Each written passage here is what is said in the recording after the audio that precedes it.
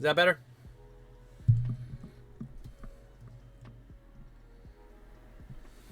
There we go.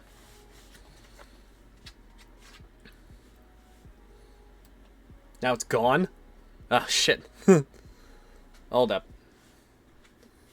Yeah,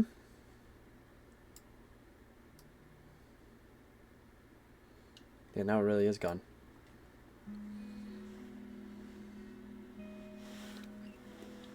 Alright, I can hear it now. And I came with pizza. I know I said me and Scarlett were on a diet yesterday. But we decided to treat ourselves last night, so I'm actually doing us a favor by getting it out of the house today.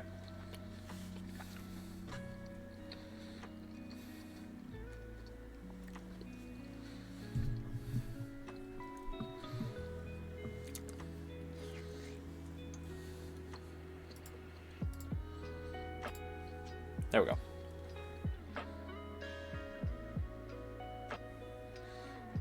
Did they add fucking fonts to Twitch? I was not expecting to read that.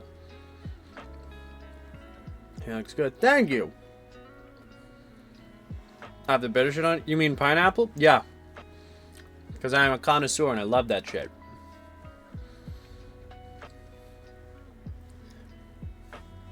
And thank you for the comments on the hair, because I finally got my fucking haircut. Literally, that's the entire reason that I was not, like, here and ready for a stream, was just that the only appointment that my guy had was at 12:45, and the place is like half an hour away. It is pineapple, olives, and ham. Ah.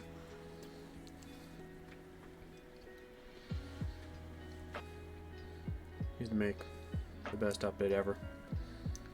Miss my content on TikTok. I make a video every day. Literally.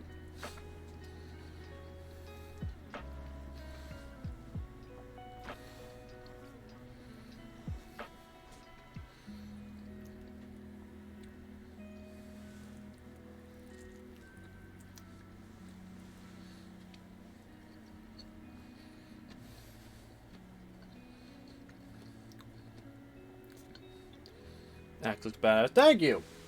I'm happy I display it now. Oh my god, there's only 29 people here. It doesn't pop up on my feed. Yeah, that's fair.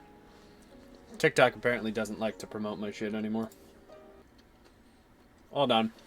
There's an update for my thing that does my music.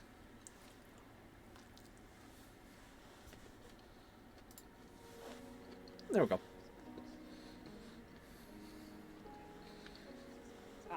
So motivate me to get shit done.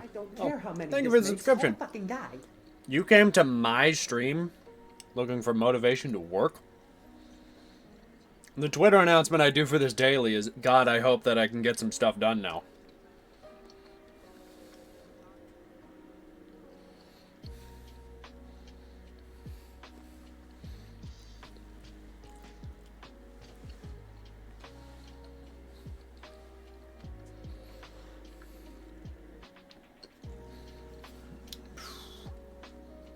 Actually, speaking of which, I actually need to open the project. There we go.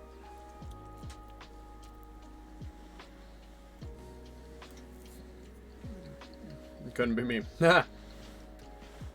I've convinced myself that I'm good at multitasking, but I'm not. I'm good at working on two things at the same time. Talking and working at the same time? No, sir.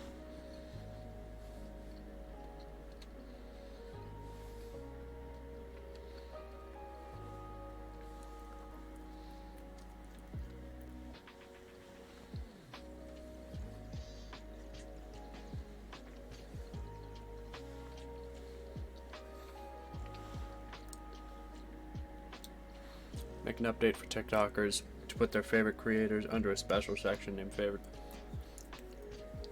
I mean, yeah, I was about to say, I thought that was just like the following page, right?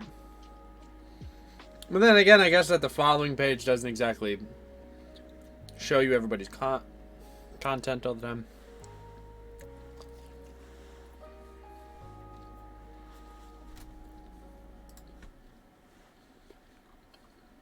Right. I quit yesterday because I couldn't figure out what I wanted to do with this bookshelf.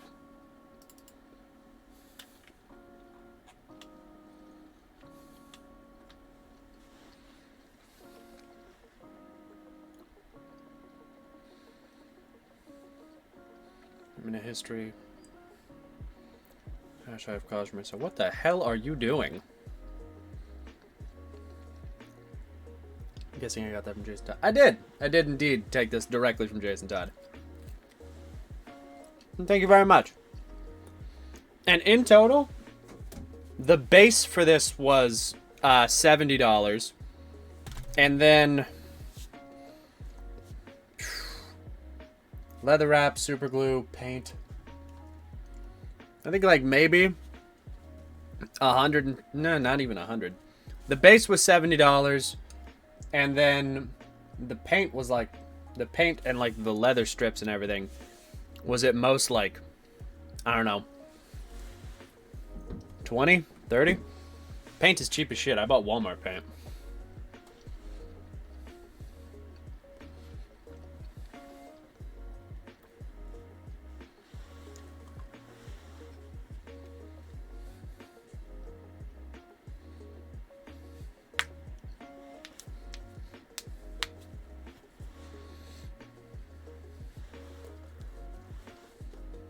God, it is going to be a slow stream day today, isn't it?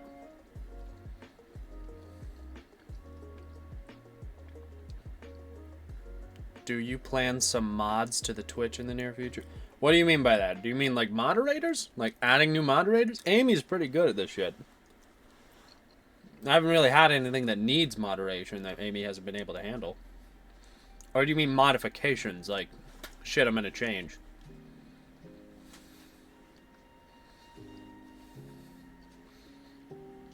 The only things that I can think of is one, integrating audio alerts. Two, I kind of want to change this. I want to change the border that I have. This worked really good when I was like drawing, and it's still called the drafting table, so I guess it works. But I feel like this takes up a lot of the screen, and it's a little more busy than I would want it to be.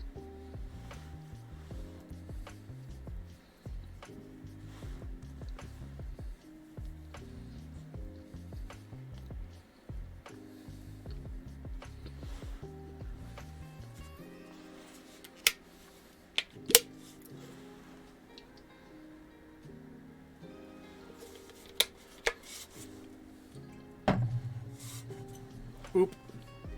Fast and Stupid, I think this is your first stream. I actually don't talk about nerd stuff on here. I try and keep that to the Twitch. Not the Twitch, the Discord. On here, it's mostly art stuff.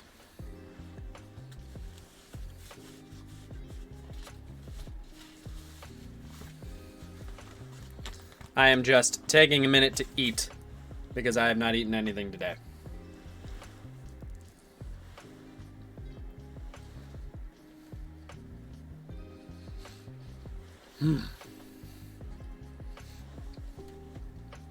I am so excited to actually be able to just work on influencer shit. Sir? What? Did I do something?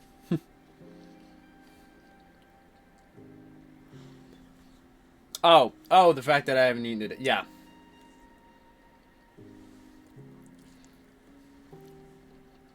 Listen, I had a coffee. That's calories. The resin visual effect in Nomad Sculpt. Oh, hell yeah! Score, good job.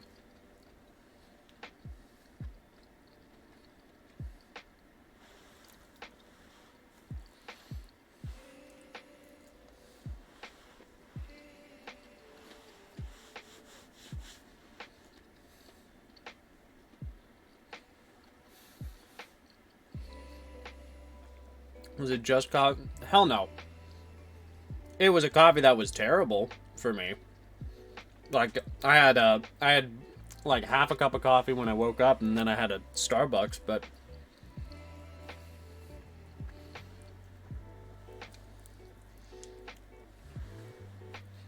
Just want to know the rule. Yeah, the Discord's public. Like, anybody can join the Discord. Don't worry about it. Was it a frap? No. No, it was just a white mocha. Give frat vibes. I'm not sure if I should take insult to that.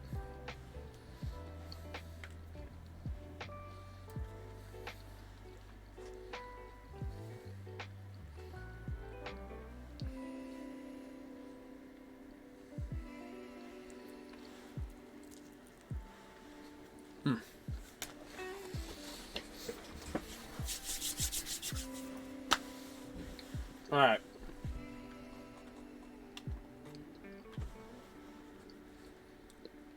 Alright, someone with a massive sweet tooth. Now that is true. Growing up, I grew up in a very health-centric house. My dad was like, I use the term bodybuilder, but he didn't compete or anything. He just really, really liked working out. We had like a home, our entire garage was a home gym my entire life. So because of that, we always ate like super healthy, like super, super healthy, my entire childhood.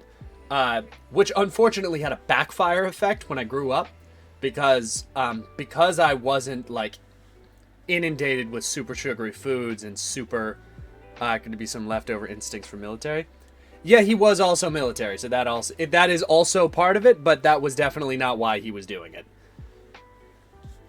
He just likes working out. That's his like de-stressor. Yeah, now that as soon as I started getting adult money and I moved out on my own, my brain all of a sudden realized, oh, all that stuff you never really had as a kid, all that like super sugary junk food that everybody else loved. Yeah. Immediate backfire, and now I have like a sugar addiction. It's terrible.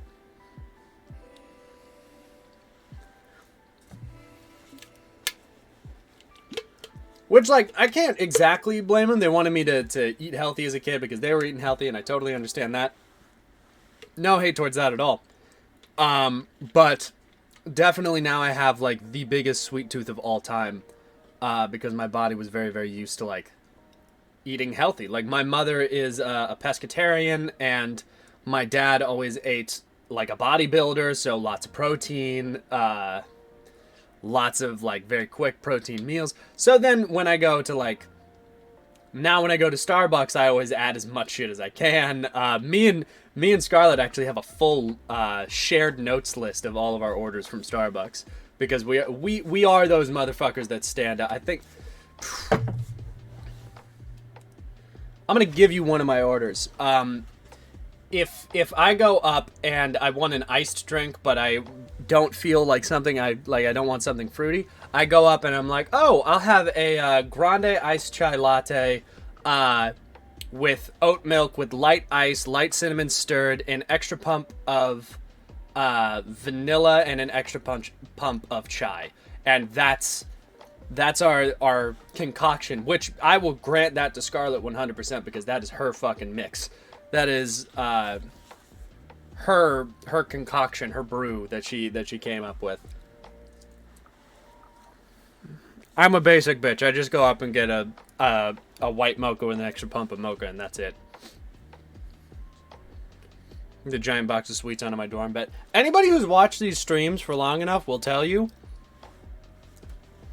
Back in my my like staying up all night while streaming days, I used to have like an entire bag full of snacks while I was working, because that's what would keep me up, is that I would constantly have intake to make it so I wouldn't fall asleep.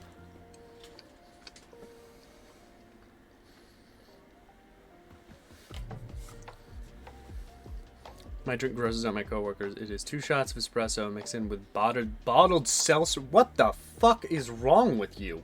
Oh my god, that's horrible. But also take that with a grain of salt because I hate seltzer water with my soul.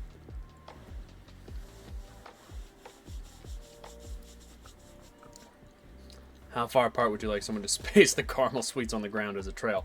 I don't know, every yard, I would assume.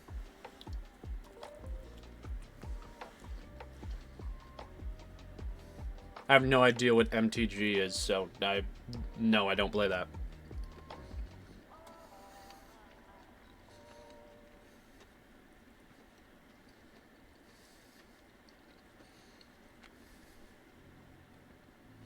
The hell is a yard? Oh, right, Brits. 3 feet. Every 3 feet. A meter. It's roughly a meter.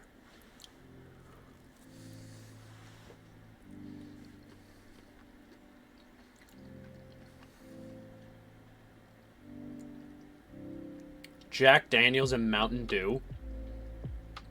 What? Yeah, I'd question him too. However, that's not my drink of choice. I call it. Oh, what's the name? I call it a hot tamale because it tastes exactly like the candy. I have root beer and Fireball mixed, and it tastes exactly like the hot tamales candy. It's great.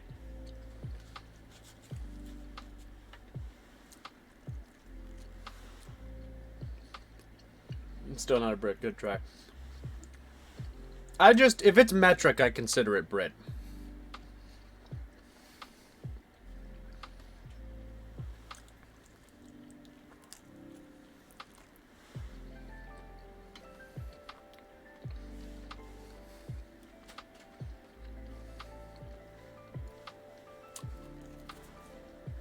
I am this away from starting.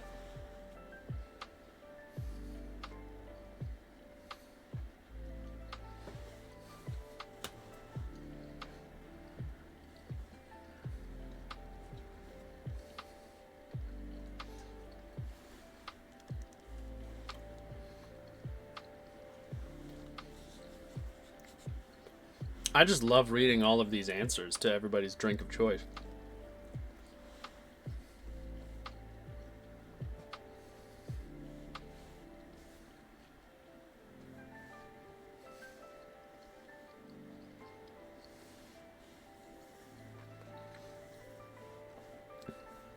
God, Screwball is the best. I love that shit.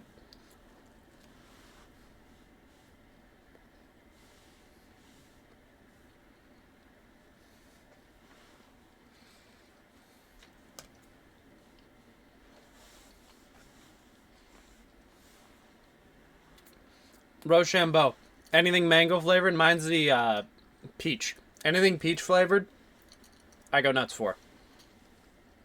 Which, by the way, yeah, if you want to send me any drinks of any kind, peach is the way to go.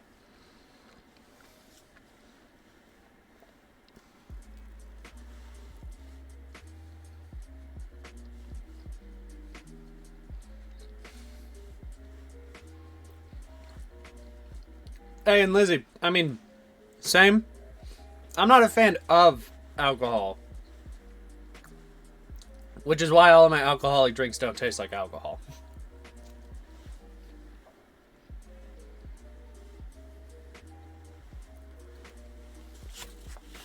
Okay. Food is done.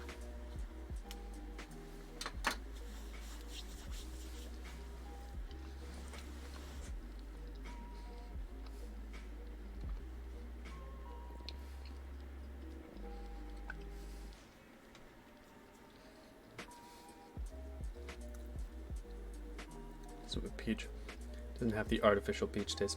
I'm not a huge tea guy, not a huge peach tea guy. The only person who has been able to get me to drink tea is Scarlett, and that's because Scarlett really likes tea. And it's only the specific stuff that she buys, because she buys fancy shit.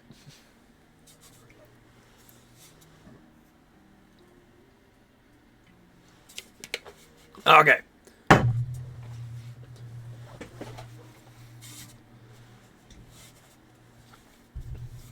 I have my water. Food has been consumed.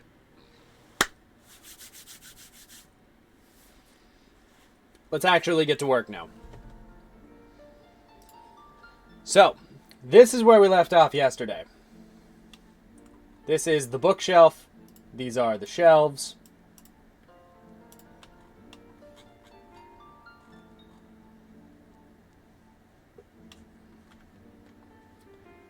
This is the 2 walls the bottom and the top of each of these. Of each of these squares. So it like loops around and it has the two walls. These bottom ones just have the little 3-panel bottoms.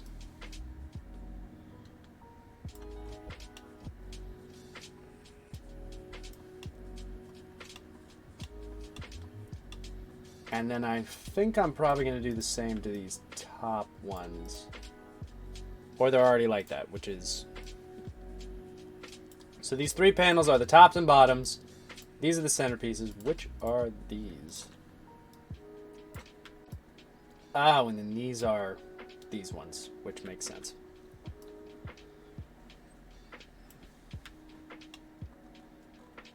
So I don't think I'm going to combine any of these into here for a stream, so yeah. Oh, right. For anybody who's this is their first stream, which there's only 43 people in here, so probably a low possibility of that. I do 3D artwork on here because I am a 3D artist hoping to become a video game artist. Right now I am modeling my old comic shop that my family used to own. And this right here is the bookshelf that's in the center of that comic shop. Or one of the 2 bookshelves in the center of that comic shop.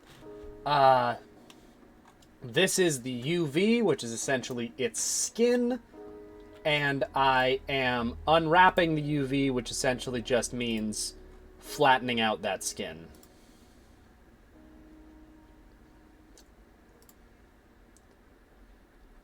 There we go. Okay, so wow, those are oriented. That is unfortunate. Is there a way to straighten those? What the fuck is going on with that one?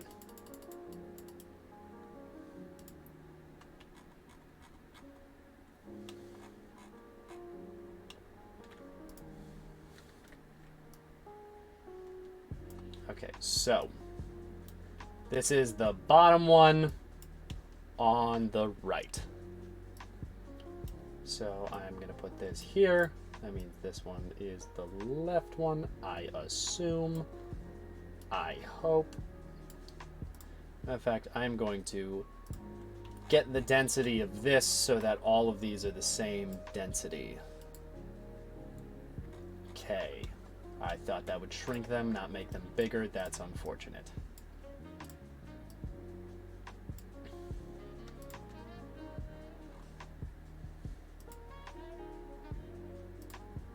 There we go. I think that's right. I hope that's right. It is. Thank God. Okay. This is the one on the right, meaning this is the one on the left.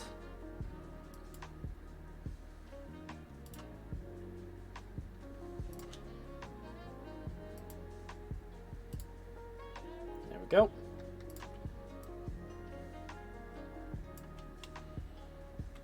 The top and bottom ones right here.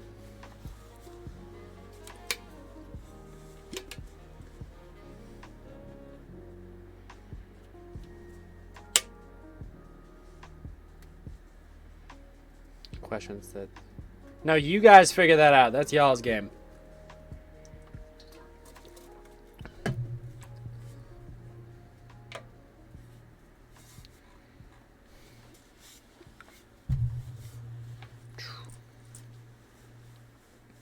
The end, I made a blocky boss with tank wheels and no antennas.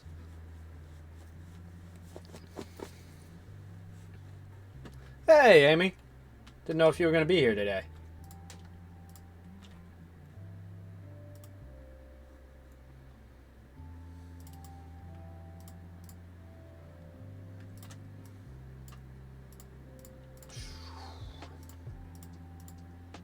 Damn it. There we go.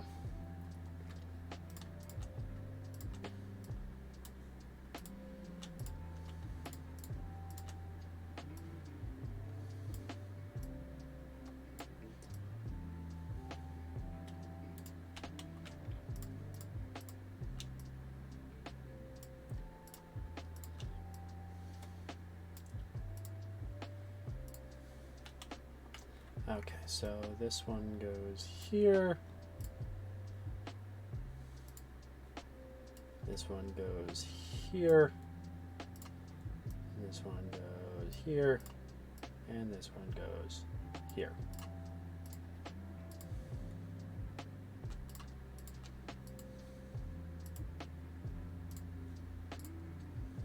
Damn.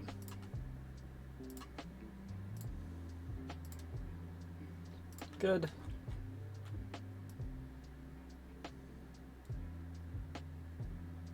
Line that up that way.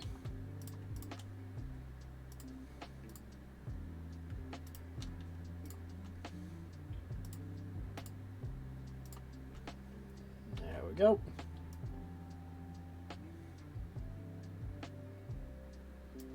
Whoa. It took forever for me to get home. No worries. Just glad that you're here.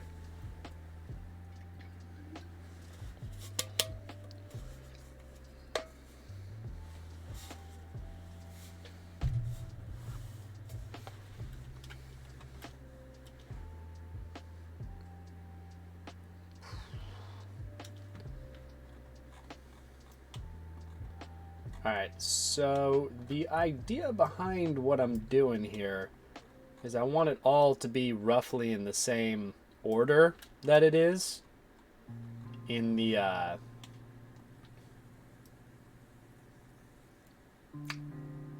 on the actual like bookshelf itself. So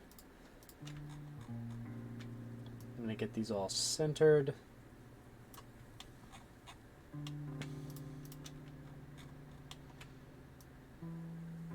They don't need to be, but it makes it easier if I want to put a detail across all of them.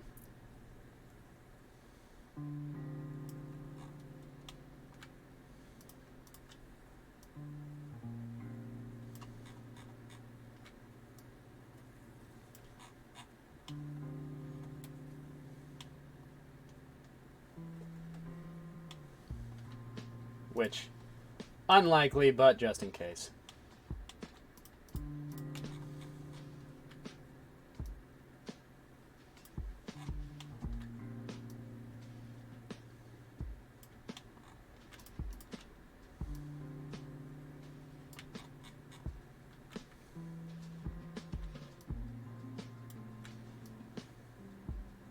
There we go.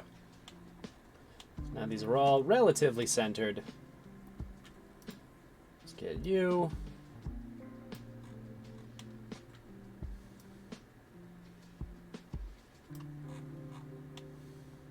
Okay.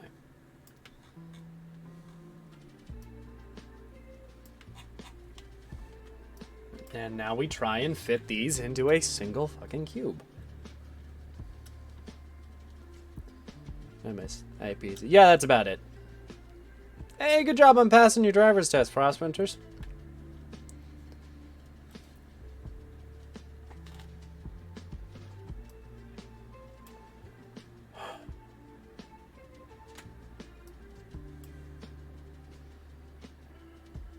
I wonder if I stack all these, if that'll be a problem.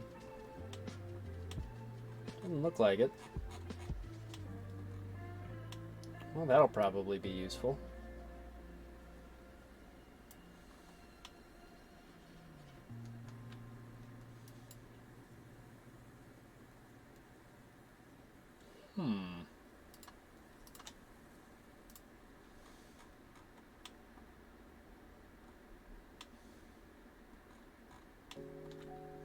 I have an idea. I don't know if it's a good idea, but it's an idea.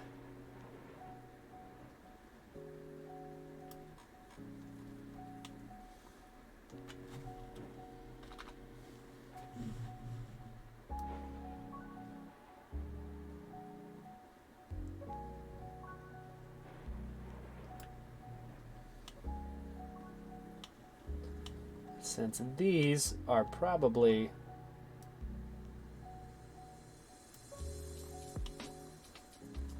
going to just be another part of the scene,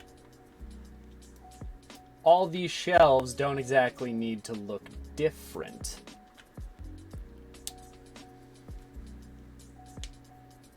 Bastard from ordering pizza. I see how it is. Yet, you see, I get the excuse because it wasn't my idea to get the pizza. I will 100% throw Scarlett under the bus here. She offered because she was also craving pizza, which is a once in a blue moon thing. She does not really like pizza. So when she actually wants it, I'm like, yep, yes, I don't care if we're on a diet right now. I want pizza regardless. Because I am secretly a fucking Ninja Turtle.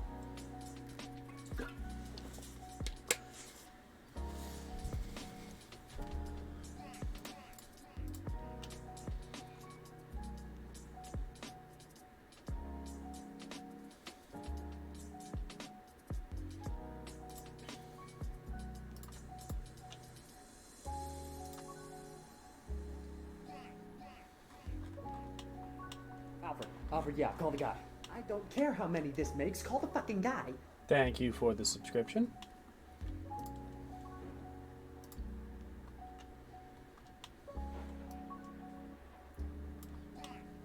I wonder why that's different from these.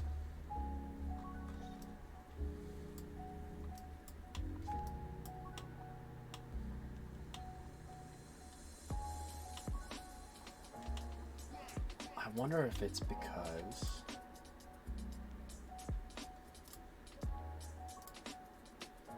these are facing the same direction.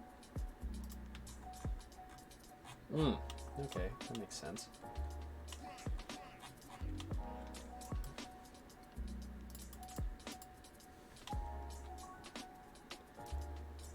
The only reason that this works is because I very highly doubt any professional is going to be looking very close at the specific details of the texture work on each of the individual shelf sections.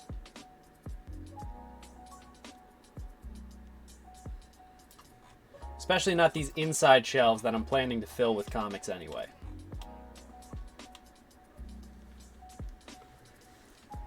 And this way, I take up significantly less space. Could probably even fit this in. Yep, right there.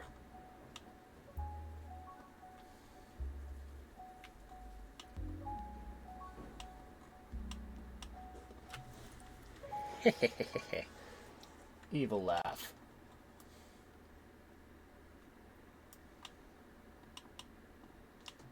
Now the question is, where do I fit these in? So I could fit it right there, but then I have a whole bunch of wasted space under it. Are you planning on modeling the other two walls of the building? I am. The only reason I have not yet is because I want to fill the building first, before I start adding walls onto it. Because adding walls is going to block off my line of sight. And making the other two walls, they're basically just flat, so not really a big deal yet. Is the adult male version of Dollhouse. Basically, essentially, I'm populating a tiny little model house that I'm making. So yeah, it's essentially just a dollhouse.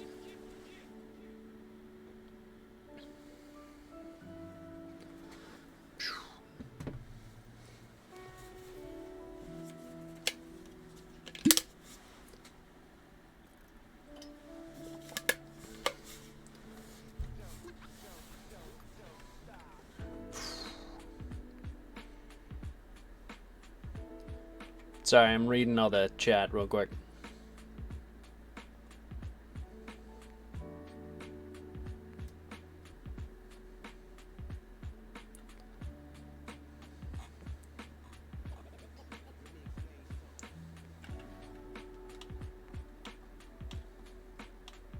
Okay. Alright, so let's get this centered.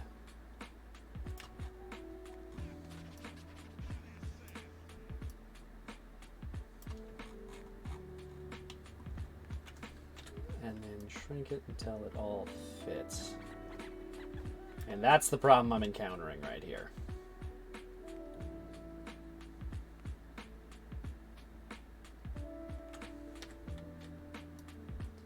Also, apparently I'm not centered. That also would probably make things a little easier.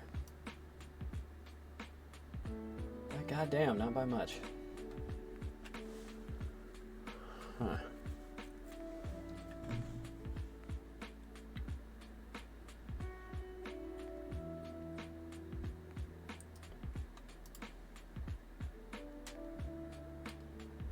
God, that is a predicament.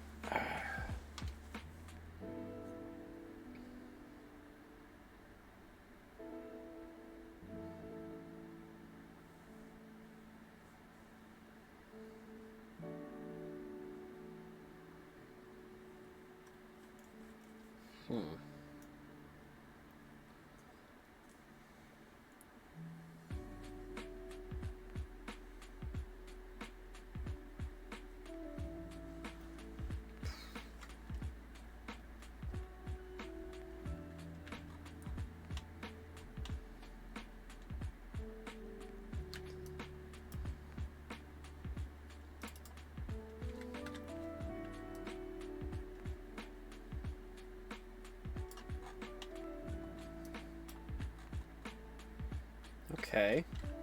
Getting somewhere.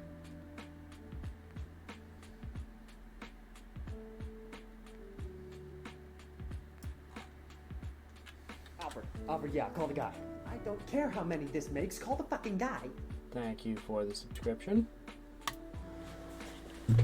That's pretty decent in terms of sizing. Oh, thank you for resubscribing, Horizon. So here is what we are looking at. Goddamn, okay. Not too bad. Not too bad.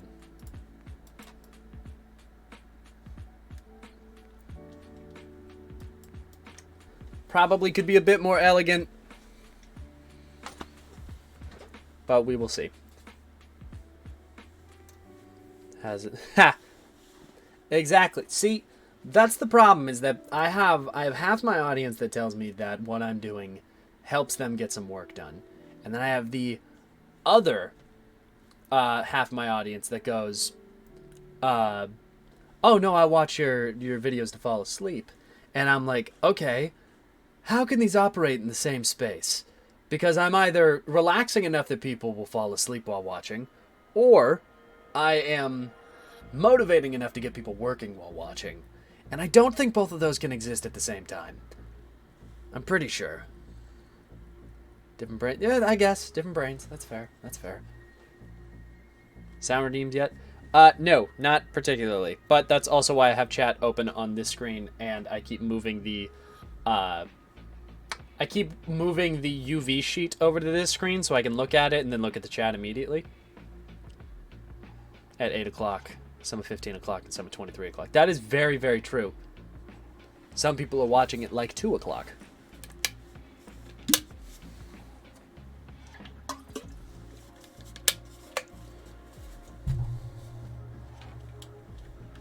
Alright, so we have object mode.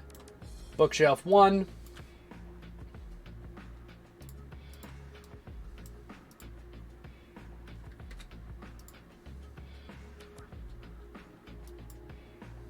Whoa. Bookshelf 1. Bookshelf 2. Which unfortunately has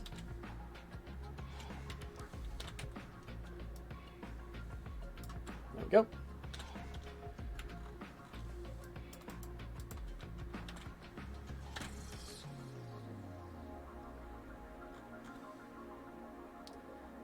Oh, there we go.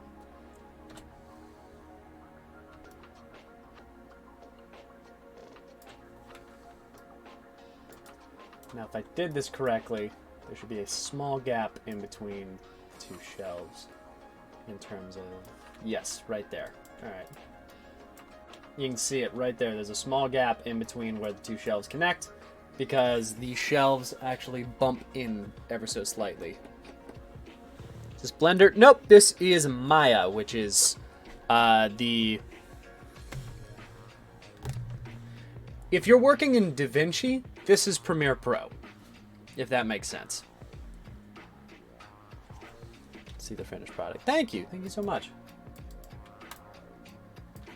I'm gonna move this out ever so slightly, because no matter how much you try and make two objects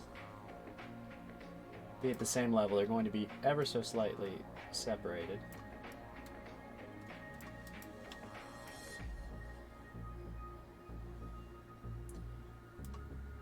I don't want it to be too separated, though. I want it to be a believable amount that someone would be able to push these together. I'm also going to ever so slightly move it away so they're not actually touching. Because realistically, you wouldn't be able to make them touch all the time. And I'm going to move this back because it was about here.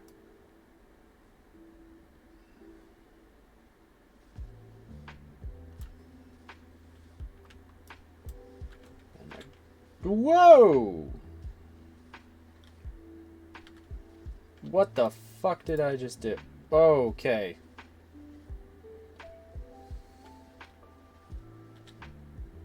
Nope. Nope. I don't know what this is. I've never done this before.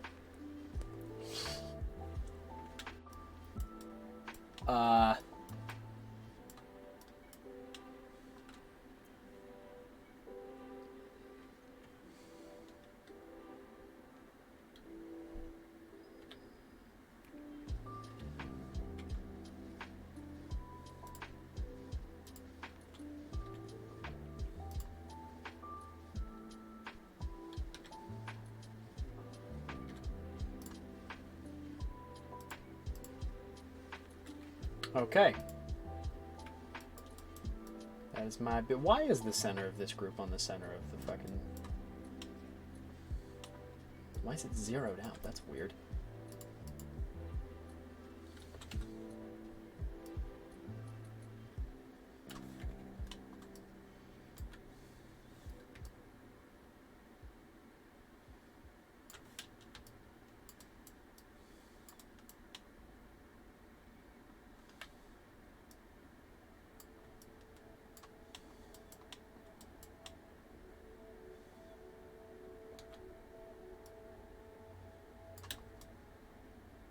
Whoa, wrong.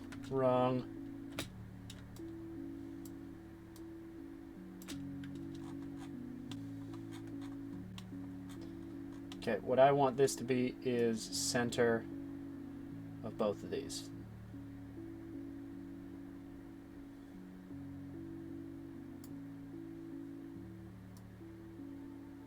Wrong. There we go. Close enough.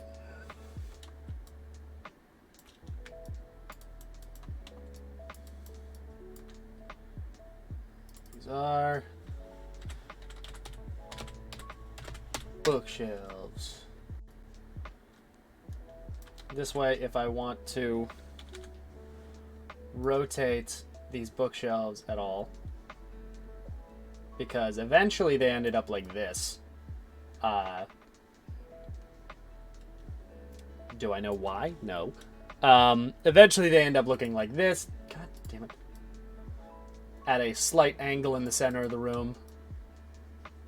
But I don't want to do that just yet.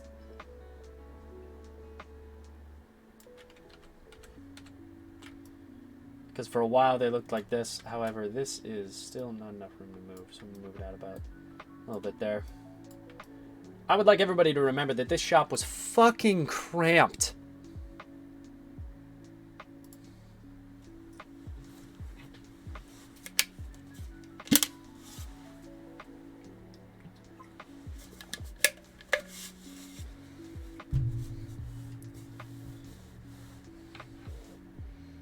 Because the veggies in the crisper are about to go bad.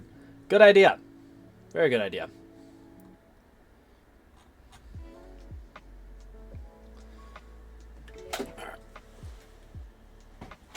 Oh, that's what I keep hitting. It's the remote to my heater blanket down here.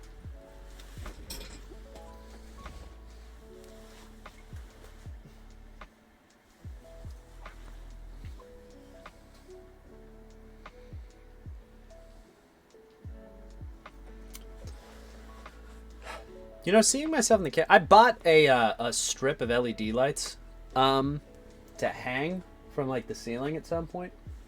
But looking at myself in the conversation window, you really wouldn't even be able to really tell. Because that light's blue, this light's red, and it shines on this. I was going to put lights along this edge right behind the helmets. And now that I'm actually looking at it, I don't think I'm going to be able... Not that I'm not going to be able to do that, but I don't know if that would actually do anything. Other than fuck up the color profile of the wall. We love bylighting. Why do you think that I have blue here and red here? It's so that I can have both of them on me. If I really wanted it to be, I would just turn this light off. And then we can have just pure bylighting. This is so much more artsy than my usual setup. Because this is so that everybody can like properly see me. But I can honestly turn this way down and it'll look just as good.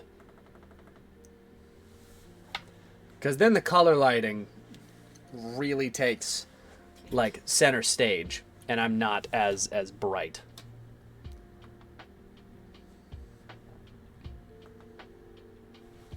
I might just keep it right there. Because then it's still like you can still see the difference. But then the colors come out a little bit more. It's nice lighting. Thank you. I wanted to be a lighting artist. I still want to be a lighting artist. So thank God that my lighting doesn't look like shit. I actually take a lot of pride in the lighting that I do for this room, specifically because of the fact that I want to be a lighting artist. So I'm like, no, my lighting has to look goddamn good. If anybody ends up watching these streams,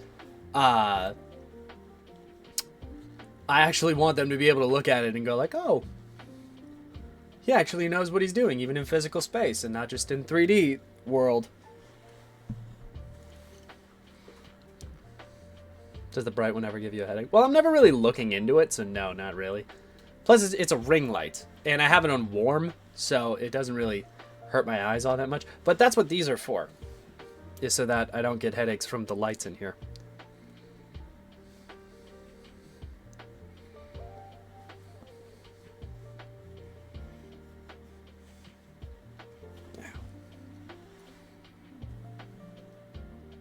Good. All right. There's a smudge on my lens that was fucking bugging the shit out of me.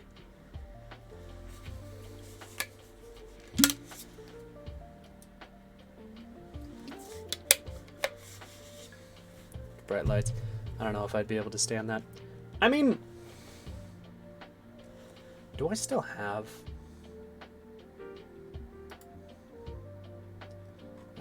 No. Okay. So I'm trying to see if I have a screen that's still connected to iRun webcam.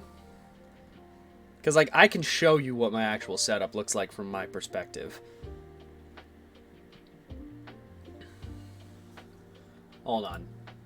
And yes, I am taking a slight break by doing all of this. Because I just got done with something. So now I get to have my little break in peace.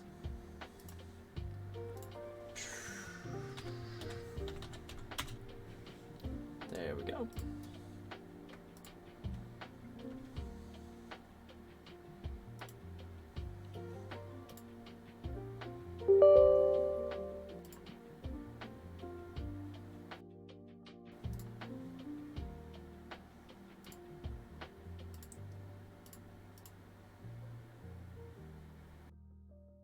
Apparently I already had it on here and I didn't even realize.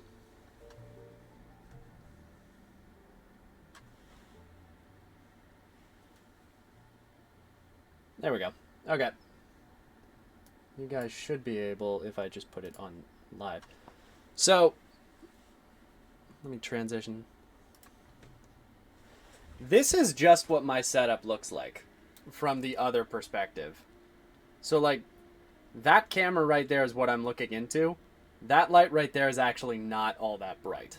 Like, I know it looks bright on here, but it's actually not that bad in terms of, like, what I'm actually looking at.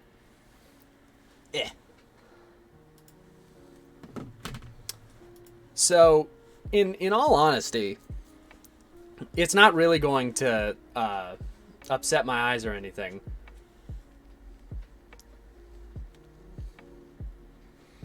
Actually, I should probably disconnect this. Here, there we go. It's not a Deadpool bear plush, actually. It's a Red Hood bear plush. My dad got that for me forever ago.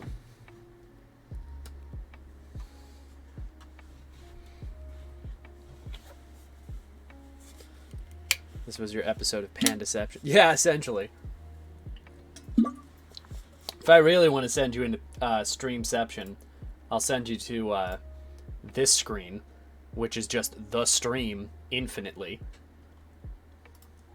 And then switch you back to my actual nice looking stream.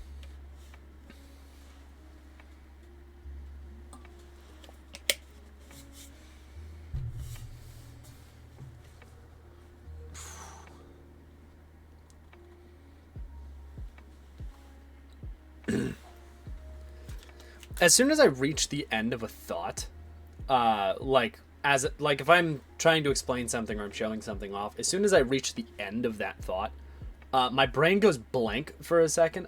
My thoughts don't go like one into the next. So that dead air is just my brain being like, you have finished what you were talking about. Find something. Which usually results in me just going like, haha, back to work we go. Hello, new chatter. We're almost back up to 50 people again.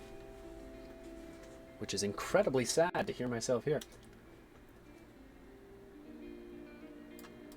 Not incredibly sad because that's a bad number or anything. It's incredibly sad because my brain is like, remember, like, right before you took your break where you were debating if you should stream more specifically because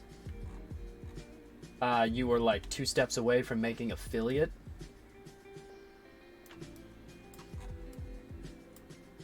And I'm not actually sad about it. It's just laughing. It's just been a slow day. It's usually a slow day. You can do work for a second. Yeah, actually. It really does.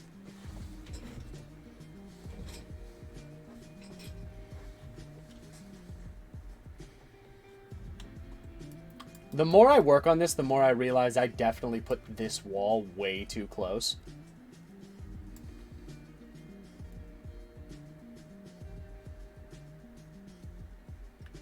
And so you're here pretty much every day now. Yes, and I don't want it to sound like I'm ungrateful for the amount of people that I have, because now the people who watch my streams are regulars. It's people who love coming in and actually watching. Used to bring in a lot of people. That's fair. That's fair. I kind of forgot that I used to do that. I know that Matt does that, and it brings in a lot of viewers, so I might want to start doing that again. Because I think I hit all the other, like, things to become an affiliate outside of having 70 viewers 5 days in a row. Ugh. Does that and then gets banned. Yeah, and I curse more than Matt, so I imagine that'll probably happen to me too. One of the fun things to try and figure out... I have no idea what that guy's talking about. One of the fun things to try and figure out for this is going to be making the stacks of comics. Because I might need to do commands for that. Like, I might need to program in commands to make comic stacks or varying comic stacks. Mostly because there are going to be... I think there's 5 comics on each stand. Each stand had... let's look at this. It's 5 comics wide on each stand. And there are 1, 2, 3, 4, 5. There's 25 individual covers per each of these comic shelves. And I do mean individual. They're different. Each individual cover has to be different. Otherwise, it won't look right. And then there is this short shelf that also has comics on it. And then there is this shelf that has manga on it. And then there are these two bookshelves, which are filled top to bottom with trade paperbacks. It's gonna be brutal texturing this motherfucker.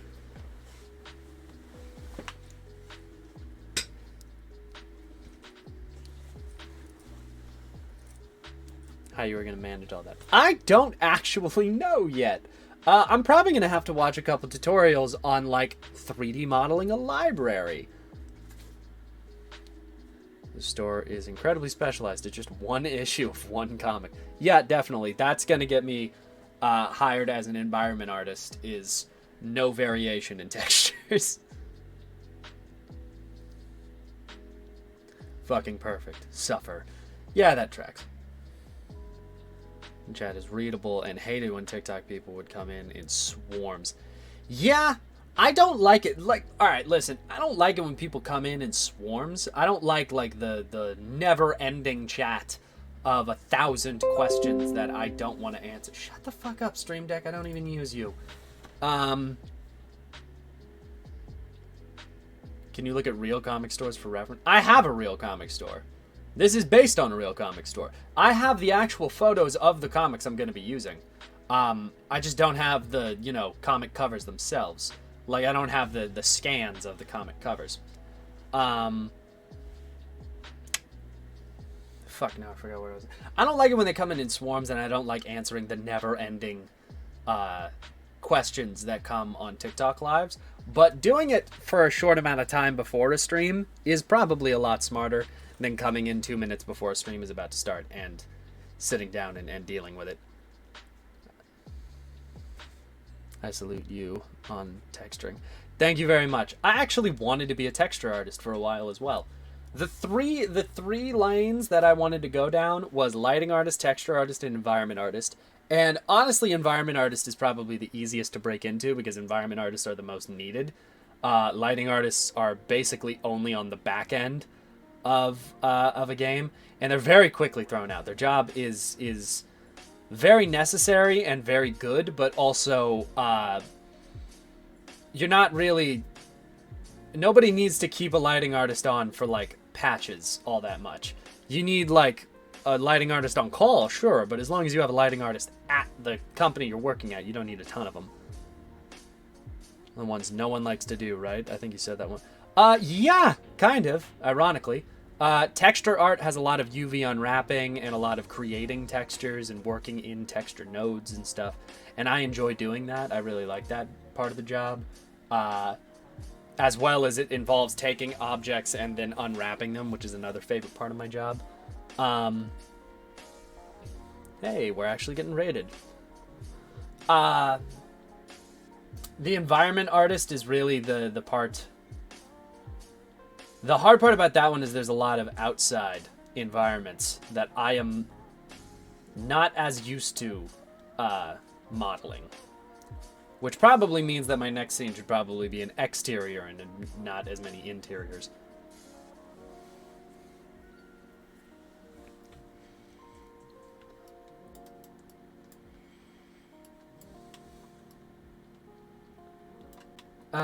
Okay, so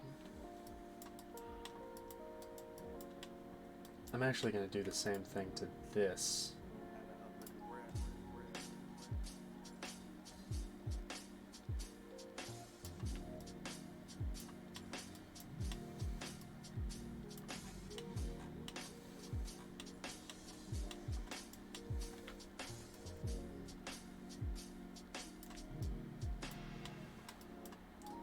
There you go. It's ever so slightly not perfect, which is honestly the goal.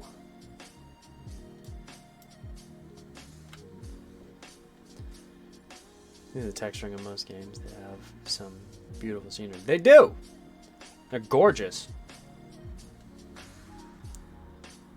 A lot more detail. Is it hard? Yes. Yeah, exteriors are actually like a lot harder to do in 3D. Because interiors, you have the benefit of only really modeling things that exist in terms of like That's a different kid. Did you get a different fucking kid? Things that are manufactured are built with math. Like a phone is the exact same thickness all the way through. There is one bump where the camera comes out, and there are 2 bumps on the sides that are where the volume buttons are, and they're the same size. And you can add scratches and a couple variations to like the phone case and everything, and that's gonna make it like its own. But it's still mostly based on math and mostly completely geometrical. Bushes are random. Ground is randomly variated. Rocks, fucking trees, where grass pops up, cracks, where specific items pop up, like grass, where grass grows, how much grass is there, what type of grass is it, does it move, is it stiff, is it dead, stuff like that. That's a lot harder to model, and it's a lot harder to place, because think about your favorite game. If it has an exterior and it's a realistic game, then the likelihood is you have a dirt path that you're walking on, and then there is flat grass on the sides of that dirt path. And by flat, I mean literally it does not stick up. It is on the surface. That's it. Your foot does not sink into the grass. It lays on top of it. And it's done with like a texture map to make it look like grass. But it doesn't actually stick up the way grass does. And then there are cards that have grass textures on them that stand up, and they might be variated and turned at different like directions, but there's a flat card with a texture of grass that stands up, and it has a transparent backing, so it looks like your foot sinks into the grass.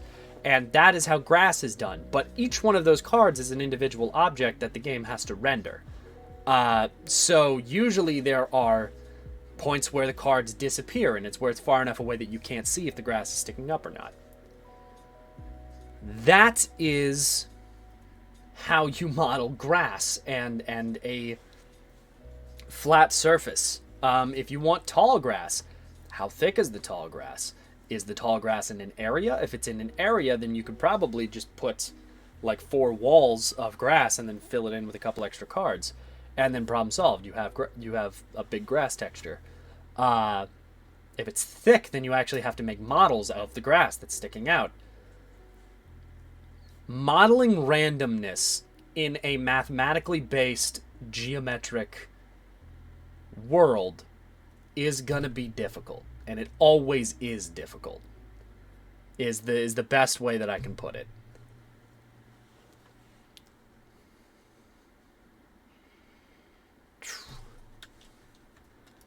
All right, the next thing that I have to model.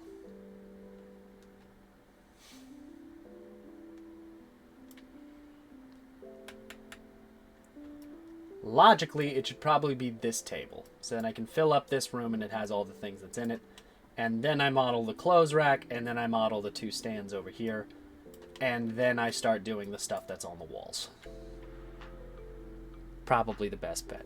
That sounds so complicated. That is why I have a bachelor's degree in it, because it is complicated. The basics of 3D modeling is easy. The complexities of modeling a scene that looks real is hard, is the way that I would put it. 3D modeling at its core is make a box, make it the right shape. That's really how you work on it, is make something with 4 corners, and then make another thing with 4 corners, and make enough of those 4-cornered things to make something else. It's paper mache. It's origami. But the complexity comes with what do you want to make? How much do you want to make? Do you want it to be real? And that's where the complexity comes in to this profession, to the things that are easy. Do you want to animate? Do you want something to be moving? If it's moving, how realistically? How much? There's a reason that game studios use a lot of motion capture, that they clean up for motions now, and not like hand animate character movements. And it's because character movements are fucking hard. Making things look real is hard. It is a very difficult process. Hand animating a person, it can look realistic. Talented people make it look realistic. That's why they get paid to do it.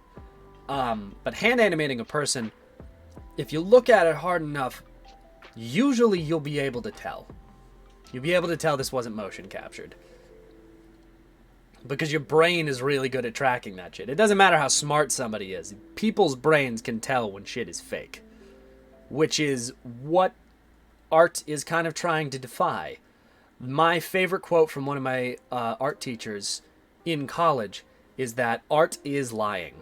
That is what you are doing. Kid. Did you get a different fucking kid? Thank you very much for the follow. Art is a lie, is the way that I remember it. Because what you are doing is trying to mimic life without life being there. You are trying to convince somebody that a flat image on a screen is a world, is real. And that is the core of what art is. 3D art is trying to convince people that flat images on a screen is a real world. Physical art is even harder because you're handing somebody a flat physical object and trying to convince them that there is something on the other side. That's why I have that shirt that says "This is not a pipe." Is because that painting, I really like that as well. But yeah, it's fucking difficult. This shit is complicated. It's gotten just warm enough in here that the coat is uncomfortable. Oh, that's where that went. I was looking for a jacket that is on the floor in here this morning.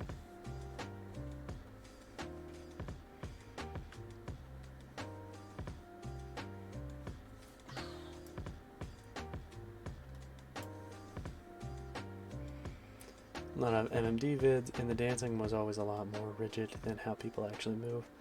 Now some people are using something like mocap, and it's such a huge difference in how smooth the motion is. Exactly.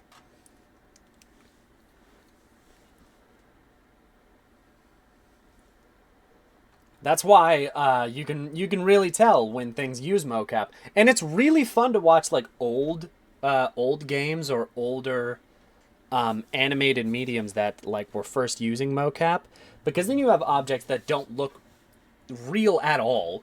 You see objects that don't look even remotely close to reality, moving like real people, and that throws you off. I think I started playing a game. I wasn't playing a game. I was like watching a cutscene from a game. Oh, it was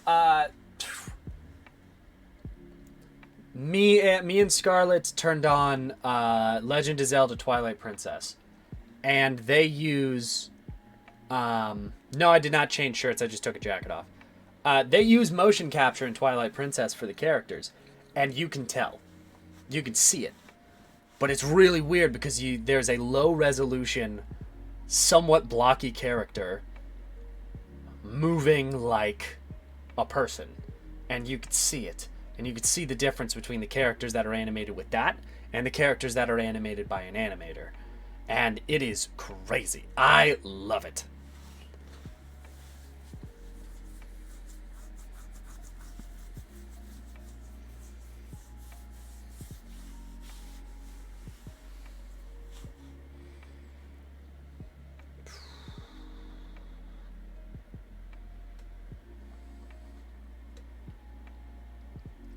Kind of missed the PS1 era blocky modeling. Spyro's peak design. Ha!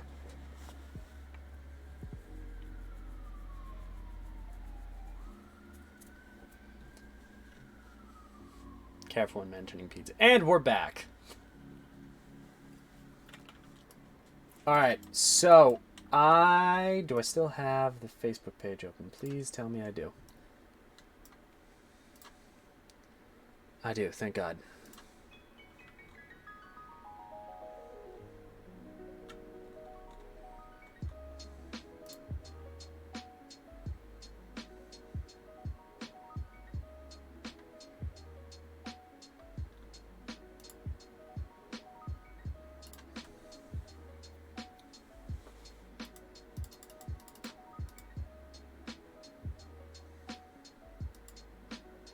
There we go.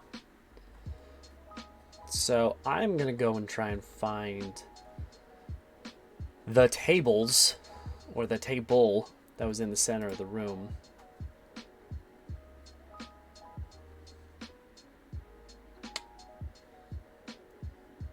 It was a construction table that I think you can buy at Lowe's. And god damn it, there's not a single good picture of it anywhere. There's a blurry photo in the back of a shot. And that's it. Okay. Alright, we're gonna go hunting. We're gonna have to go hunting. Alright, hold up. We're Lowe's.com.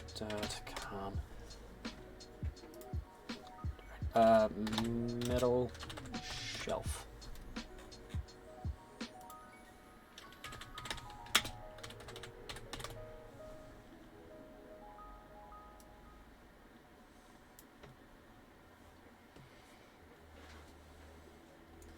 All right, we are looking for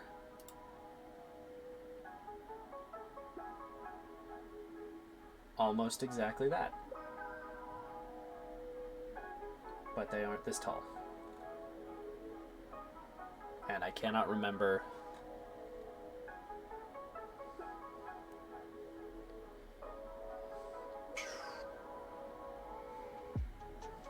Sorry, I'm checking all the chat that I didn't see.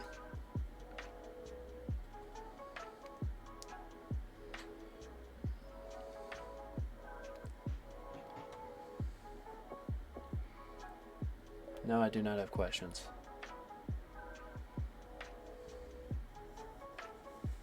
Alfred, yeah, call the guy. I don't care how many this Thank you makes, for call the fucking subscription. guy. Alright, heavy duty shelving.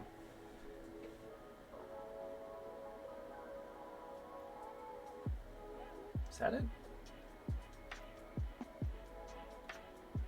That might be it.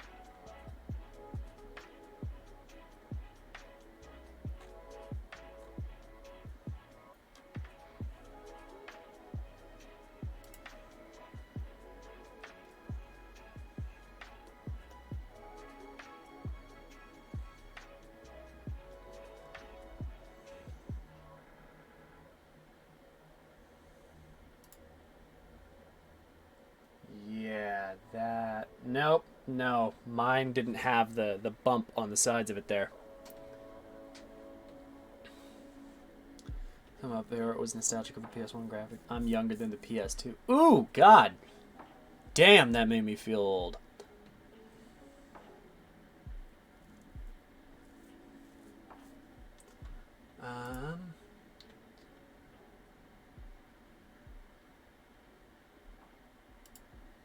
Is that it? No, that is definitely not it. Welcome to the... That's definitely not it. Glamorous, glamorous life of a 3D artist.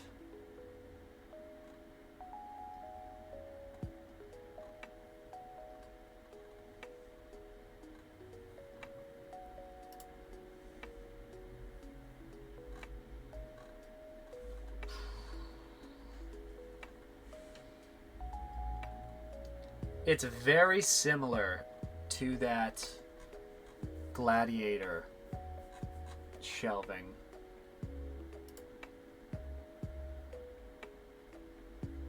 Or even this shelving. It might be that shelving, honestly.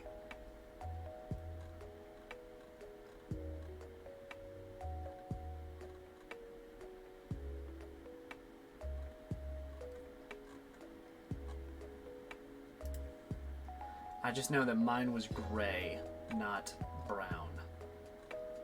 And it did not have rivets or writing on the side of it.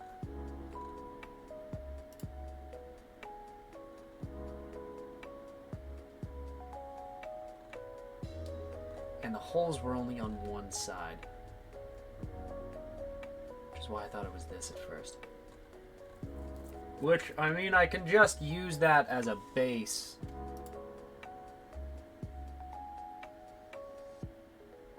Hello. That's not it, but it's close. I can use it as a base and then remove the holes on the outside, I guess.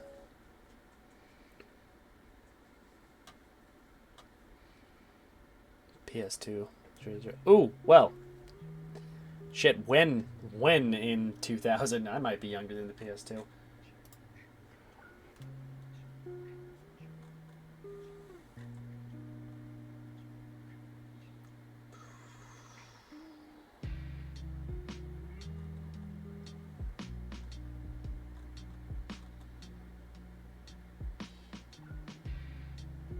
That would... Jesus, God, that's almost $1,000.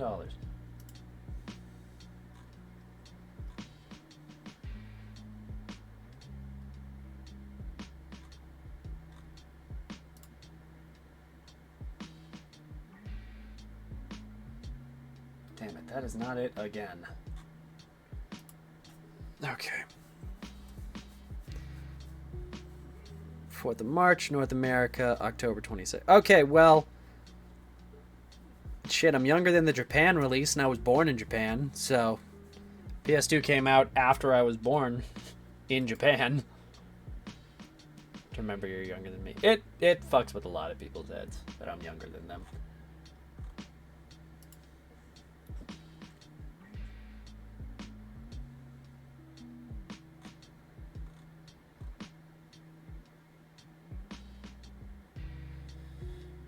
Okay.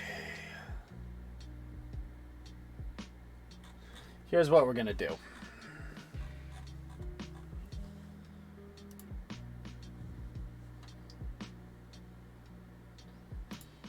I'm gonna use this King's Rack version as my template.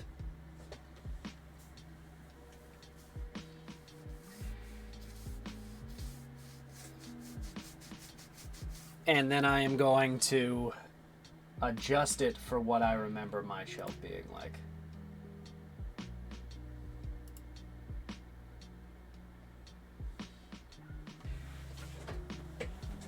Hey, check that out. Fucking score.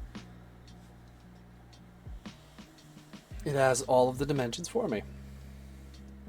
Uses the rest of us shrivel away in our mid-20s. I am approaching mid-20s.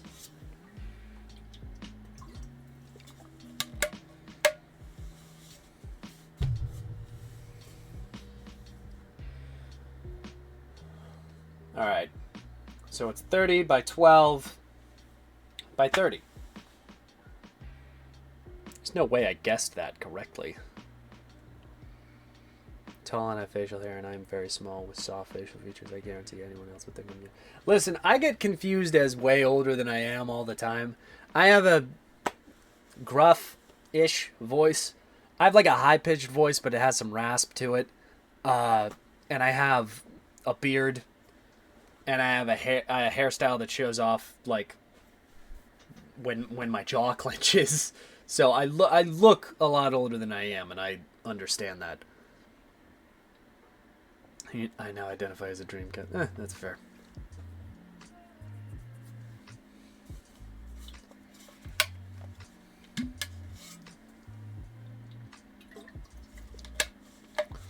I also am never in spaces where people my age are, so I don't blame anybody for not thinking that I am the same age.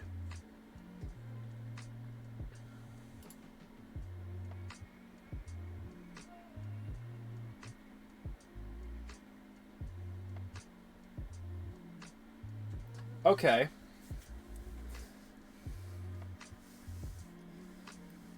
So that actually helps out in letting me know how big this thing is, because it gives me a specific size of where the two circles are.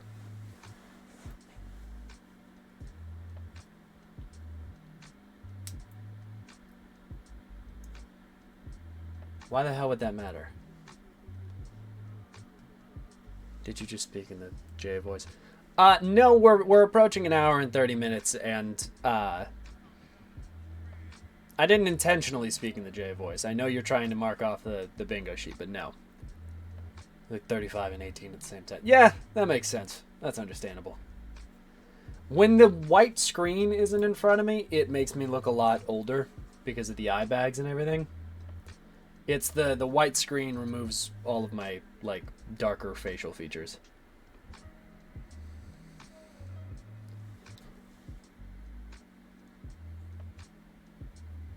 Ugh.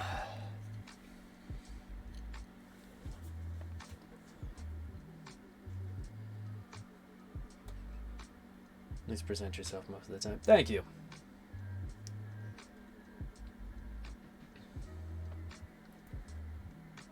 Alright, so time for note taking.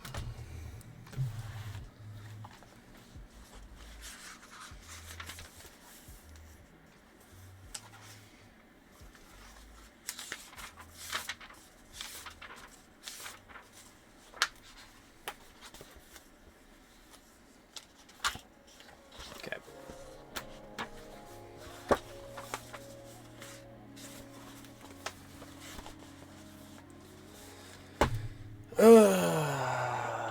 Where is my pen? Yeah, my pencil right here. Okay, so the shelf is roughly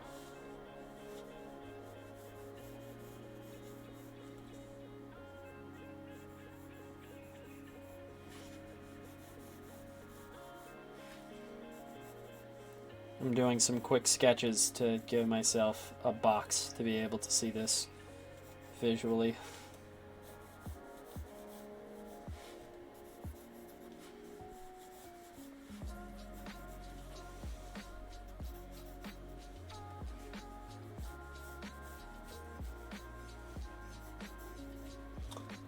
Ironically, one of the quizzes that they gave us very early on at DigiPen was draw a perfect cube without a ruler. So freehand a perfect cube. Which, to all the artists in the audience, is so much harder than you think it is.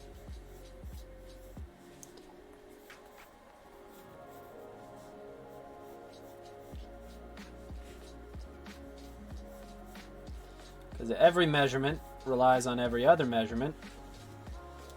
So if it is not exactly perfect on every side, then it's wrong.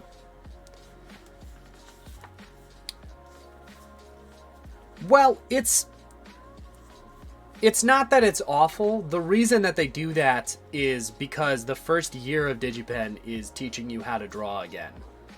The whole point no,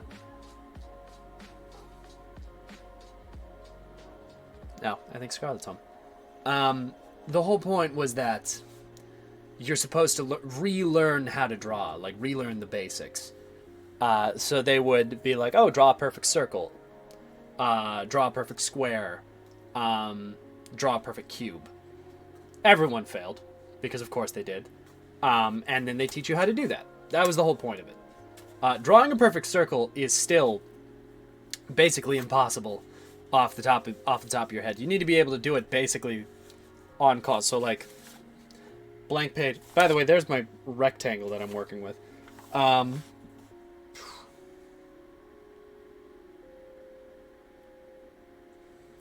I graduated, and that's still my best perfect circle. Because they said, draw a perfect circle with one stroke. You can't sketch it. You just have to be able to draw it. And you get better at it. Like, very quickly, those are 3 more roughly equivalent for perfect circles. Setting you up for failure and disappointment. No, it's to break your ego. Like, hold on, I'm going to switch to conversation for this. Yes, I know that that's going to be distracting for me, but whatever. The whole point of that exercise is not to set you up for failure or disappointment. The point of that exercise is to check your ego.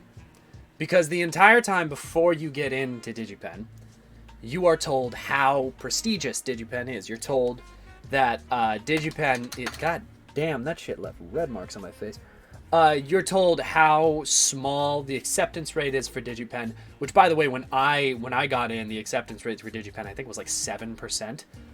It was small. Yeah, you needed to submit a portfolio. You needed to be accepted. You needed to pass a whole bunch of stuff. You needed to submit a very detailed portfolio with very specific drawings in it. And I knew a lot of people that got rejected, and I knew that they rejected a lot of people. I reached out to current students and everything to get mine done. So going into DigiPen, you're riding Cloud 9. You think that you're a great artist because you just got accepted into a very prestigious... I never put my necklace back on. You just got accepted into a very prestigious art school that you've been hearing nothing but good things about since you joined. You keep hearing that it's so hard and it's so difficult and that it's going to be the hardest thing that you ever did, but nobody believes you. Because of course you're not going to believe them. You're like, yeah, it's hard for most people, but not me. It's not going to be hard for me. So you go in with an ego. You go in assuming that, oh, well, I'm great at this shit. I got accepted into this school. Sure, it's hard for everybody else, but they haven't met me yet. They don't know what I'm going to be able to do. So they put you in drawing 101, and they sit you down, and first day is, okay, draw a perfect circle. You can't use sketching. You can't use anything. Draw a perfect circle in a single stroke. And nobody can. Because of course nobody can. Because that's insane. And then it's, okay, draw me a perfect square. So it's got to be equal on all sides. Did you get a different fucking Draw me a perfect square. And nope. Can't do that either. Because of course you fucking can't. Because nobody can. Not off the jump. Not immediately. Not without training. And then it's, okay, draw a perfect cube. Draw a cylinder. Draw 3D objects that are in a 3D space and make it good. And you can't. Because of course you can't. Because nobody can. Because the only way that you've learned to draw is on your fucking own with a pencil in your hand over the You've been the best artist in the room everywhere you have gone your whole life. That's how you have lived your entire life up to that point. Because of course you have. Because you're a good artist. That's what you're entering that school with. That's the mentality you're entering that school with. Is, I am the best artist in the room of any room I've been in my entire life. And the point of that of that first year of school is to go, you're not that anymore. You're not the best artist in the room. Everyone in here is the best artist in the room. And every single one of you has so much more to learn. So it's very similar to like boot camp. It's a boot camp. I called it art boot camp when I was doing it. I'm like, welcome to boot camp. This is anybody you can't take it fucking leaves. Here's to realize that I'm autistic. Yeah. You learn very quickly that the likelihood of your being on the spectrum is relatively high when you're in the company that you are in an art school. Only because you start to realize everybody around you who is like actually like they know, and you're like, oh, I guess I'm just the weird one. And it's like, no, there's a reason you're here with everybody. You're not the one exception in the room. But yeah, that's like the whole point of that exercise is you're not the best artist anymore, and you don't actually know how to draw the way that everybody else needs you to draw. You know how to draw for what you need to draw. So if you're really good at drawing, like, I don't know, if you're really good at drawing superheroes, which is what I went in doing, I'm like, oh yeah, I got a pretty good handle on the human body. Anatomy's my thing. And then I took an anatomy class, and no, anatomy was not my fucking thing. I didn't know shit about anatomy. I knew basic musculature of what it was supposed to look like from the outside, but knowing the inside lets you lay out those muscles better. All of a sudden, a chest, like being in a certain place when your arm is back, doesn't make sense anymore. Is how I became comfortable with gesture drawing. Yeah! Gesture drawing was really fucking hard for me. I was so used to drawing the human body in a very specific way because I grew up drawing comics. So I would draw musculature. I would be like, oh, okay, I want to draw I want to draw a character flying. Well, I'm going to start with what their chest looks like. So I'm going to draw their pecs, and then from their pecs, I'm going to draw their wings, and then from their wings, I'm going to draw their ribs, and then from their ribs, I'm going to draw their six-pack, and then from their six-pack, I'm going to draw their sides, and then their hips, and then their legs, and then I'll draw the arms extending up, and then I'll draw the head at the end. And that's how my brain worked. And no, that's not how you make a fucking person, because drawing like that is going to lead to you doing details first, and that's not how you're supposed to draw. Because if you draw like that, all of a sudden everything is going to be all out of whack. There's very few people who can draw like that very well. There are people who can draw like that very well, but very few. And then they go, okay, the human draw this person completely with boxes. Like, what?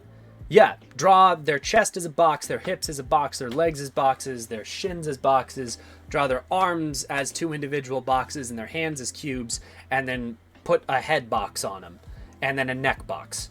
Draw them as boxes. And you do that, and you're shit at it, and then you do it 30 more times, and then you do it 50 more times, and then 100 more times, and, oh, okay, now you're starting to see the body as different sections, different parts. And then from those different parts, okay, draw the rib cage in roughly the outline of what the rib cage is. So where the chest is, don't draw a chest, draw where the ribs are. So then you do a basic outline of where the person is, you do your rough gesture on the outside, and then you put in where the ribs are, and you all of a sudden realize that you're drawing torsos way too fucking long, because why is the ribs like 3 fucking feet long? That doesn't make sense. And then you do it 1,000 more times until you start making people look like people. And that's what fucking art school is. That's at least what like physical art in art school is. That's how you learn to draw people, is doing it 1,000 times. Organs was mine. Oh yeah, God, organs are fucking brutal to perfectly proportion out where things are medically.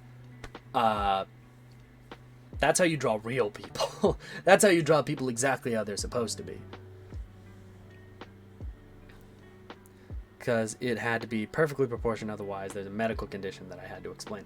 Yeah, and then the hard part for me was learning all of that to turn around and go, okay, great. You know exactly how to draw someone. You know how to draw someone perfectly. You know how to draw a perfect human being. Now never draw that again. Ever. No one will ever look like that again. Now you draw what you see. You draw real people, how they actually are. And you start to realize all those rules that you have don't translate to reality. Or they do, but there's exceptions. Some people have long torsos. Some people have long arms. Some people can be completely jacked and still have a gut. Some people have longer necks and bigger eyes and wider proportions and wide shoulders. And that's how you draw reality, is you know exactly what a perfect perfectly proportioned average human being looks like, and then you never draw a perfectly proportioned average human being ever again. Exactly. Know the rules so that you can break every single rule. And that's how you learn. And that's why they have those courses where they reteach you how to literally hold a pencil. I always held a pencil as close to the tip of it as possible because I was a details guy. So I wanted to be up on the details as much as possible. And they're like, okay, but we don't want you doing details. We want you drawing what the thing looks like. So you're going to hold a pencil farther back so that you have more control over where the actual tip of the pencil is and you can do faster, bigger gesture lines. And then we're not even going to let you hold a pencil like this. We're going to teach you to hold it like this so that you can actually get those wide lines by moving with your wrist or moving with your shoulder to be able to sketch out those wider parts of the body. And that is what I mean when they go, no, they literally reteach you how to hold a pencil, how to draw a circle, how to draw a square, a cube, a cylinder, a body, a person, a face. That's what they do. And that's the entirety of learning through it. So when you draw like cubes and circles over again, now it's second nature. Because when you're drawing people and animals and buildings and landscapes, you're drawing volumes, you're drawing circles and cubes and cylinders and all of that. So you need to know how to do it correctly, and you need to know how to do it quickly and efficiently. Me, because I always rested my pencil on my middle finger till a callus formed. It was comfortable. That's what I do. I held my pencil hard as shit. I broke pencils holding it. There's an indent on my middle finger from where I hold pencils, right there.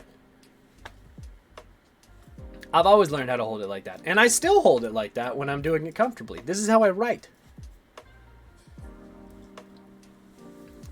That art isn't as respected as STEM subjects because they're so impressive, it's so involved, and there's so much taken. There is the reason that art isn't respected as much is because it doesn't provide to people who don't appreciate art. Like STEM subjects, there'll be a new car. There'll be a new processor. There'll be a new operating system. There'll be a new website, a new something. There'll be a new physical thing that their technique, that their efforts create. And art creates art, which provides for the soul. It provides for creativity. It provides for people's mentality and psychology and everything, but it doesn't provide a physical item, and it doesn't provide something that will make life more convenient. Because art is never supposed to make life more convenient. It's supposed to challenge you. It's supposed to you have to think about art. You have to think about what you're doing. You have to think about what you're seeing. I mean, even at the school that I went to is a school where they teach you how to make video games. The art was, aside from like music, the least respected part of it. Not respected. Respect is the wrong word. Excuse me. That's not what I meant. It's the least managed part of it. Every other program that I would interact with would tell me how shitty the art program has it. I would show my other programs, like my best friend was a computer science major. He was in for coding. He wanted to do graphics coding, and he would see the amount of work that I had, and he would be fucking baffled. He would be confused because he's like, "What do you mean you have to stay up for like 3 days in a row to make all of your finish all of your projects? That doesn't make any sense. Why is your school making it so that you can't sleep?" And I'm like, well, it's because we're not as well tested as the other programs are. We aren't as well sought after. We're not sought after. We're not as focused and watched as the other programs are. And that was just kind of a fact of life. Like the head of the art program came to help teach our class at one point. It was my painting class, and as we were painting, we ran out. One of the students ran out of one of the paints, and he was like, "Damn, I'm gonna have to pick up more of this. I don't know if I can afford that. What can I do to like not have to get new paint?" And the teacher was like, "What do you mean you won't be able to afford it? Just like go down. There's some right in the student store. It's gonna be way cheaper than getting it from a shop." And he's like, "No, I won't be able to afford it from the student store because the prices are like, I don't know, like $50 for all these paints, and I don't have that right now." He's like, "What? What do you mean it's $50 down there?" And we're like, "Yeah, no, the prices down there are fucking extortionate when it comes to the art stuff." And he's like, "Oh, I'll bring that up in the next staff thing because I didn't know that." And that's where I'm like, "What do you mean you didn't know that? You're the head of the art program. Like that's you. They did that without telling you? That's part of the art program. That's like." Art is less looked after because on the surface it does not provide the same as other avenues, as other things does. So there is a lot of technique. There's a lot of effort. There's a lot of thought. There's a lot of math. There's a lot of work and time and everything that is put into art as a medium in all forms. But they're not as looked after because the things that art gives to people, gives to society, is usually seen as less important than the things that STEM fields do. Because STEM fields provide things to make life more convenient. And I'm not going to bash on STEM stuff. I love my iPad. I love my phone. I love my microphone. Everything I do is based on STEM fields. But art is an essential part of that. And art is something that supports it and makes it worthwhile and engages the mind. But it is not things that people usually have to think about. And that's usually why they're looked after less.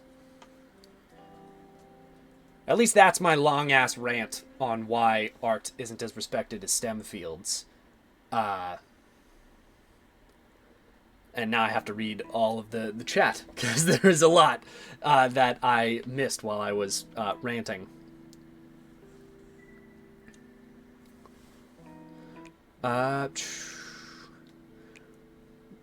Cash from all of my drawing.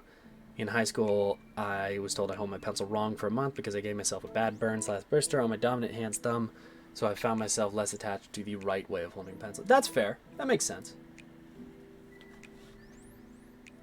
If there wasn't art, people wouldn't work together, I think. Art can inspire empathy in people and otherwise would never see people in those different experiences. They can share emotion and make it easier for people to communicate emotion. That's a very fair point.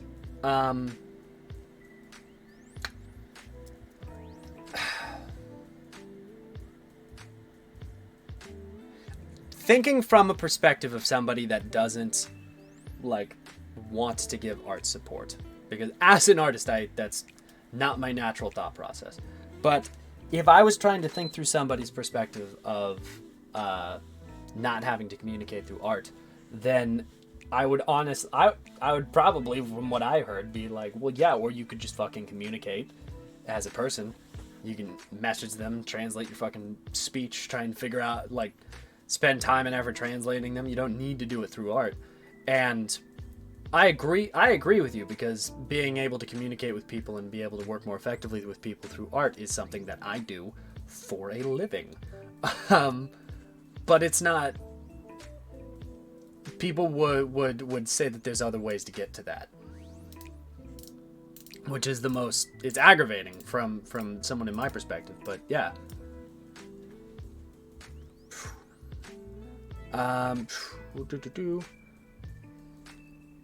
Staying all night is a normal thing from middle school. Yeah, to a certain extent. Staying all night is one thing. Not sleeping for 3 days on end because you're working is another. I've had days like that where I've stayed up for 72 hours straight to be able to finish a project. That the art program at my school was supported financially alongside the tech department, so the teaching and money was all one big overlap, enabling the early schooling I got, even though it was only in high school. And that is, I'm incredibly happy for you. I also went to an art high school that supported the arts. We only had one art class, but we only had like one art teacher, and that art teacher had like 4 classes, period. So it was more of a tech school than it was an art school, but because of that, I was still able to explore art and move through it. My current art class is the fourth time I've had to learn how to hold a pencil. First was being told to choose one hand instead of ambidextrous. Second was my school forcing me to switch from being left-handed to right-handed. Third was unlearning all of that. And the fourth is the artist way that visual arts classes teach. Yes. Basically, the funniest thing in the world to me is people telling you to write with your right hand and not allowing southpaws to exist. I used to be ambidextrous. I broke my arm when I was young, and that kind of stopped that for me. But I can still hold my pencil the same way that I do in my left hand as I do in my right hand. And I am not good at drawing with my left hand because it has no practice. But I think that everything up until about the college level, in terms of how to hold a pencil, is bullshit. Because everybody I know has done it differently. My girlfriend used to write like this. Like, effectively. I can't do this. I don't know how to do this. I can only write like this. I can't even write when it's one finger down because this feels fucking weird to me. Art is one of those humanity connecting things that we have proof of through our whole history, through cave paintings and oral histories and dances and all that amazing stuff. STEM and art both are so important to life, they should be equally valued. I absolutely agree. 100% still agree. I think that it's one of the things that should be valued more than anything, because I think that people can express their things that they can't say through art. I know I have. I've had a lot of experience, like expressing my emotion, expressing inner feelings through acting, through drawing. Even if it was just drawing superheroes, what I did for most of my childhood. That's what helped me. That's what made it easier for me. So I think it's something that should be equally valued just for fucking well-being of humanity. As a biologist, please bash on STEM. It's hell out here. Understandable. I get it. Not all art can be STEM fields, but all STEM fields can be used for art. That's very true. That makes sense. I can see that. Fuck, I mean, half of the shit that I'm working with right now is engineering. Science in general allows, like, my fucking pencils and shit to actually be able to be better or improved upon. Half of what I'm doing in 3D modeling is math, so totally makes sense. Speaking of which, yes, I just saved. I'm just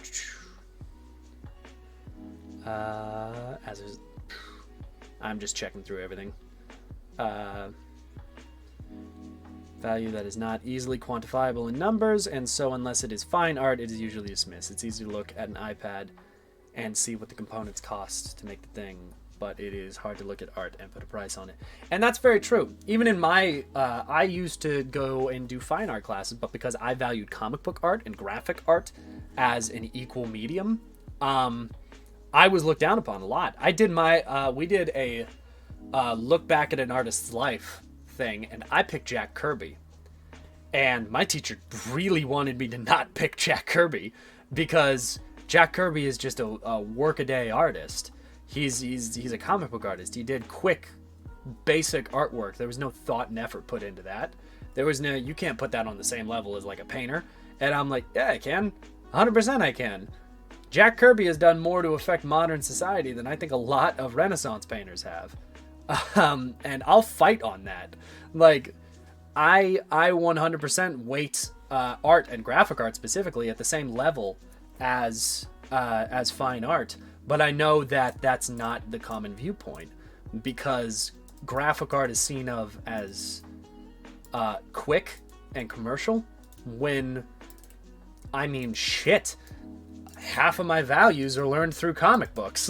Like, there's a lot of comics that teach you a lot of things and a lot of characters that teach you a lot of things. If you meet somebody who says they don't aspire to be like Superman, you can't trust that person. Like, that's the where I value art is a social value and not a monetary one. Is the nicest way that I would put it. Painted rainbow and a heart, and I got an F on it because it didn't fill the entire paper. I fucking hated the teacher. Yeah. Some art teachers are rough. I had a rough art teacher in my first college that saw art a very specific way, and I didn't. Art is a method for communicating, especially when some people just in their own bubble. Shows with queer characters as opposed to sets to other people. Having people in color in art humanizes it other than what to white people. And then, of course, there's people who struggle to communicate adequately, like me, ADHD, hell yeah. And using things like sound and color and movement can make it easier to digest. I absolutely agree with that. That is like the whole point of art.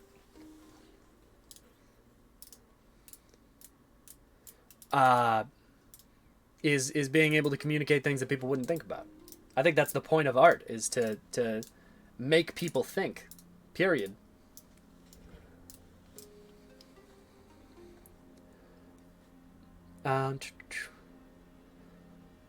Other than chopsticks, everything I do is left-handed now. It's been hell. Why must the world make everything for right-handed people? I would assume because it's kind of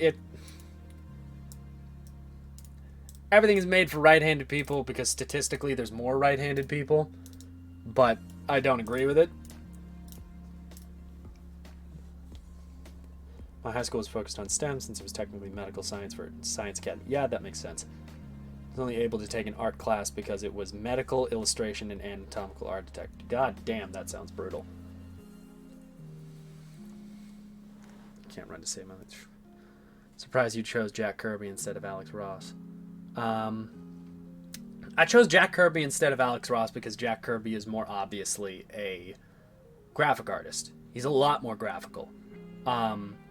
Alex Ross is my favorite artist of all time, don't get me wrong, but Alex Ross fits into the bubble of fine art because he makes fine art. He's a painter. He paints.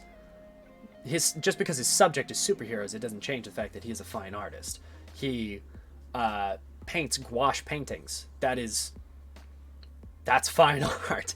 And I, being the bitter asshole that I was like, no, fuck you. I want to do graphic art. I want to talk about comic books. I want to talk about comic book art because it's the same thing. So I'm going to pick the quintessential comic book artist. I'm going to pick Jack Kirby, who, to me, like, not only is Jack Kirby one of my inspirations for life, the man is awesome, but also his art is undeniably comic book art, period. Full stop. That's how it's designed. And that's why, to me, I find it the most... The quintessential comic book artist to show off and to be like, here is the life of an artist. He made art that has changed the world. Characters that he has helped create have completely changed pop culture as a medium. Sense to market to the majority, but still has to be something minorities still use. Absolutely. Okay. I need to call it because it's 5:04 and I said I was going to get off at 5. So I need to call it for today. We did do work today. We did successful amounts of work today. What is it, Wednesday? I have an appointment for my car tomorrow at like 11. And I don't know how long it's going to take. So I'm not sure if I'm going to be back tomorrow. And then Friday, we have dinner with one of Scarlett's friends. So I'm not 100% certain if I'll be able to do Friday either. I'll let you guys know. I'm going to try and stream tomorrow. If I can't stream tomorrow, I apologize.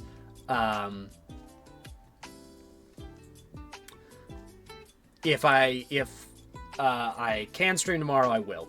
And same for Friday. I think actually streaming on Friday should be fine.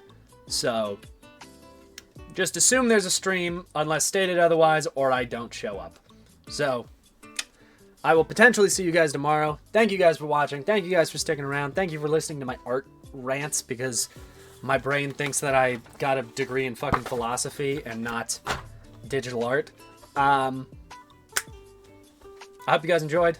I promise that I will put out my fucking compilation eventually. Yeah. Alright. See you guys.